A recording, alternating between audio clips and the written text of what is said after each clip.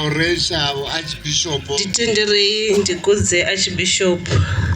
Bono vorutandao nhasi. Ariye atitsika nhasi. Ndikori Archbishop votanganiredzwa. Archbishop Magamuchirwa. Ndisati wamba manji Archbishop. Ndisati ndataura zvakawanda.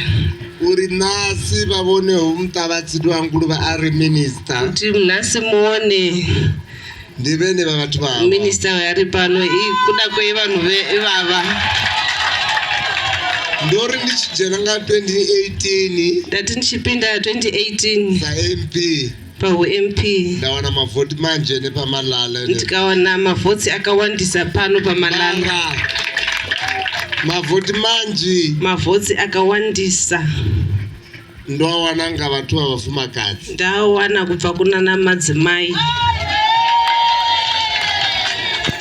Archbishop vavona vasina support yamasadzi vatevedzora vachena kereke. Archbishop mukaona musina support yemadzimai muzive kuti hakusisina kereke. Vafumakadzi vakuita 52% ya population ya Zimbabwe. Madzimai vanoita 52% yepopulation yemuZimbabwe. No, hapa vatu kufanira vatonive. Naizvozvo tofanira kuvaremekedza. Ndikolivawo miyanga nedzikaladzi. Ndinotenda vana mama nanahanzvanzi. Ndina mwedzi naveki ndoitwa minister wano. Ndine mwedzi neuvhiki ndagadzikwa pauminister. Atatu ubva uonesa vatu vamalala. Handisati ndauya kuzooneka vanhu vekumalala. Ndichauya. Muro vanhu vane matopu. Nezuro ndanga ndiri kumatopu. Ndiko ndovhakachira vatu vose vamatebele South. Ndaenda kunovhesitira vanhu vekumatebele South. Ndova ndikutaudziravo Archbishop uri munhu anofi ndi-resident minister hange isereniri ndi premier waprovince. Ndanga ndichitsanangurira Archbishop kuti munhu anonzi residence minister kumhiri uko munomuti ndipremier.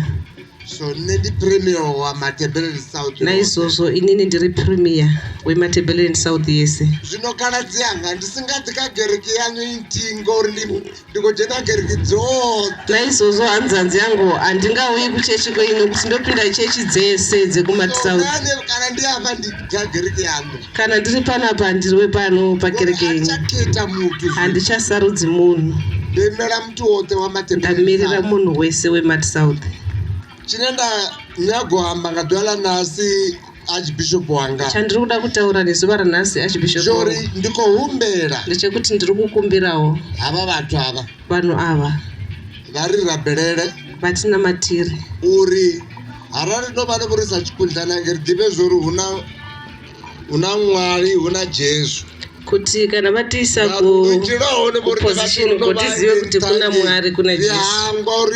Una mudzimu nokuti tinokangamwa kuti kuna Mwari. Zvinori pfarero niri rabherero risingohangwa. Naizvozvo tiri kuti mutiregerere mutinamatire kuti tisakangamwa. Chauviri mumawe ndivewo nina vana vanji vambori nayo mayouth. Chechipiri ndimi mamai mune vana vedu mayouth. Azvafana kare Archbishop ati dzumbi fano Zimbabwe. Hazvichafani nekudhara. Sabrichini fano chinhu chinoori kutsvenyanga manda. Chinhu chinonetsa muno muZimbabwe especially muno mubridge. Vana vavori nevagodhura vostika. Vana vedu vanogara vastika.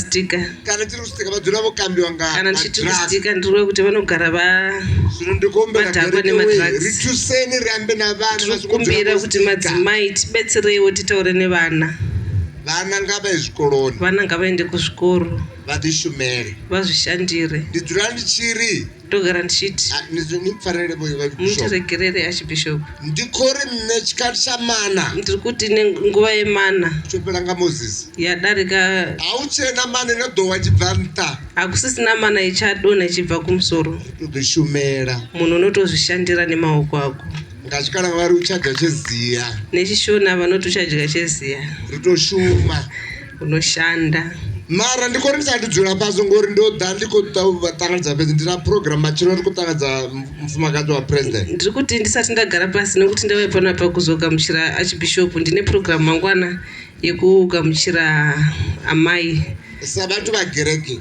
sevanhu vechechi nisongoita zvavuri nemapoliticians musaite zvedu isu mapoliticians ndiyakarita mini muzotoitei toda zvigaro toda zvigaro yafunisa zvidzulo zvigaro rokufunisa zvidzulo zvinoita risplite zvinoita kuti ripambane nisongofamba ndoni split vasingofambana nisongospita sagereki nisingofambana sakereke nisongoita mafaction samapoliticians nisingofambana uita zvikwadakwada uenda kufaction mondlovu nisongoraro nisongoita zvikwadakwada ara rinoketa mutu ara rinonanga mutu muri chena kana anirangamere masarudza munhu kuti ave mukuru wenyu muregei akutungamirirei hazvina ndavo rinne ndingwanguruve ndimwana mutuku hazvina basa kuti ndiri wekwanguruve ndiri mwana mudiki president ndive minister waveiwe nhasi ndanzi napurezidendi ndive minista wenyu mutonipeni ndirespektei kevavo archbishop uyu archbishop hapa ndikuona na vakala vahurani kavone